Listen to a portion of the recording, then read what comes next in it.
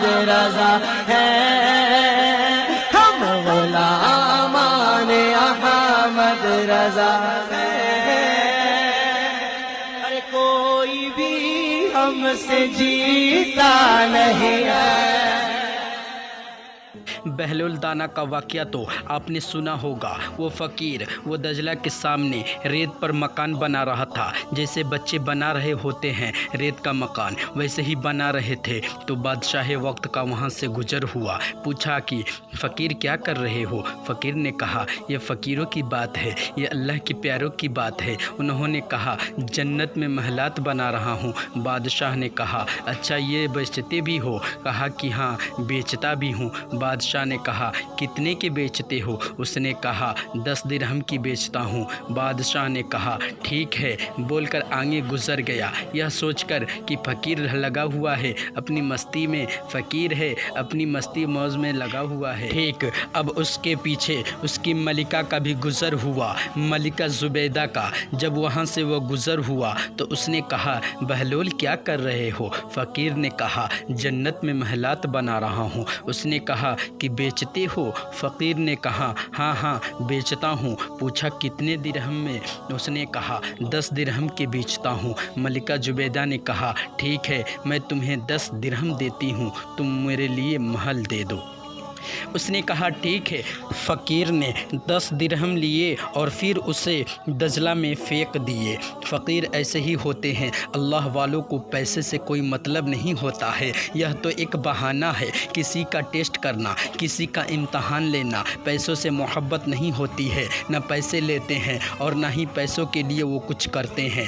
بادشاہ گھر گیا، محل میں گیا، رات کو کھانا وغیرہ کھا کر بستر پر سو گیا۔ سونے کے بعد خواب دیکھتا ہے کہ جنت میں جا رہے ہیں۔ جنت میں ایک محل بنا ہوا ہے، بہت ہی خوبصورت محل ہے، اور اس محل کے اوپر نام لکھا ہوا ہے زبیدہ، اس کی بیوی کا نام لکھا ہوا۔ جاتے ہیں فوراً دربان روک لیتے ہیں، ڈانٹ کر بولتے ہیں کہاں جا رہے ہو؟ بادشاہ نے کہا ملکہ زبیدہ میری بیوی ہے اور یہ میری بیوی کا محل ہے۔ دربان نے کہا نہیں نہیں وہ دنیا کے معاملات اور ہیں، دنیا میں بیوی کے گھر میں خاوند جا سکتا ہے، وہ کہہ سکتا ہے کہ یہ جو تیرا ہے وہ میرا ہے، اور جو تیرا ہے وہ میرا ہے، اور جو میرا ہے وہ تیرا ہے، لیکن آخرت کے سودے مختلف ہیں۔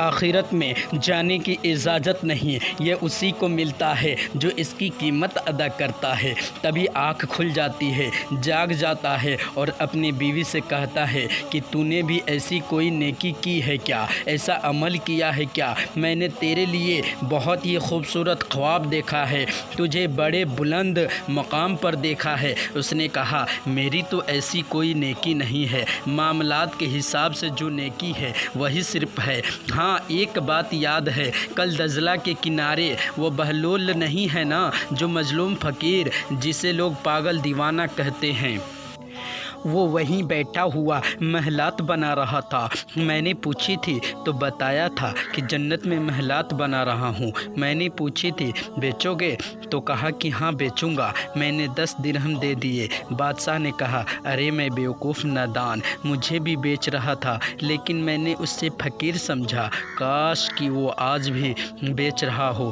بادشاہ نے ارادہ کیا کہ آج جاؤں گا خریدنے، کاش کہ وہ فقیر اسی موج اور مستی میں ہو، اسی دیوانگی میں ہو۔ بادشاہ وہاں جاتا ہے اور اتفاق سے بہلول دانا وہی موجود ہے اور وہی کام کر رہے ہیں، وہی بیٹھ کر محلات بنا رہے ہیں۔ بادشاہ نے پوچھا فقیر بہلول کیا کر رہے ہو؟ فقیر نے جواب دیا جنت میں محلات بنا رہا ہوں۔ کہا بیچتے ہو؟ جواب دیا ہاں بیچتا ہوں۔ تبھی بادشاہ جیب میں ہاتھ ڈال کر 10 درہم نکالتے ہوئے پوچھا کتنے کا؟ فقیر نے کہا آدھی سلطنت۔ بادشاہ نے کہا اللہ کے بندے کل 10 درہم کے بیچ رہے تھے، آج آدھی سلطنت۔ اس نے کہا کل تم نے دیکھا نہیں تھا نا، اور آج دیکھ کے آئے ہو۔ جو بنا دیکھ کے سودا ہوتا ہے وہ 10 درہم میں ہوتا ہے، اب دیکھ کے آئے ہو تو آدھی سلطنت لگے گی۔ میرے عزیز دوستو یہی پیغام پہنچانا چاہتا ہوں، جس نے دیکھا نہیں نا، جو حضور کو دیکھا نہیں نا، اس کا بھی مقام بہت بلند بالا ہے۔ اسی کے لیے تو حضور پاک اکرم صلی اللہ علیہ وآلہ وسلم نے ارشاد فرمایا، اے صحابہ، تمہارے نزدیک سب سے عجیب ایمان والا کس کا ہے؟ صحابہ نے عرض کیا، یا رسول اللہ صلی اللہ علیہ وآلہ وسلم، سب سے عجیب ایمان تو ملائکہ کا ہے، فرشتوں کا ہے۔ پیارے آقا صلی اللہ علیہ وسلم نے ارشاد فرمایا، وہ تو اللہ کو دیکھتے ہیں۔ کہا پھر تو انبیاء کا ہے۔ دوستو، انبیاء کا ایمان سب سے اعلیٰ ہے، سب سے بلند و بالا ہے، لیکن میرے آقا صلی اللہ علیہ وسلم جس نقطے کی طرف اشارہ کر رہے ہیں وہ نقطہ کیا ہے؟ عجیب بات کیا ہے؟ حضور نے فرمایا، انبیاء پر تو وحی نازل ہوتی ہے نا، بتاؤ تمہارے نزدیک سب سے عجیب ایمان والا کس کا ہے؟ صحابہ نے کہا، آقا پھر تو ہمارا ایمان سب سے عجیب ہے۔ حضور پاک صلی اللہ علیہ وسلم نے ارشاد فرمایا، تم تو میرے چہرے والضحیٰ کو دیکھتے ہو، تم تو مجھے دیکھتے ہو۔ صحابہ نے کہا، یا رسول اللہ صلی اللہ علیہ وسلم، آپ خود ارشاد فرما دیں۔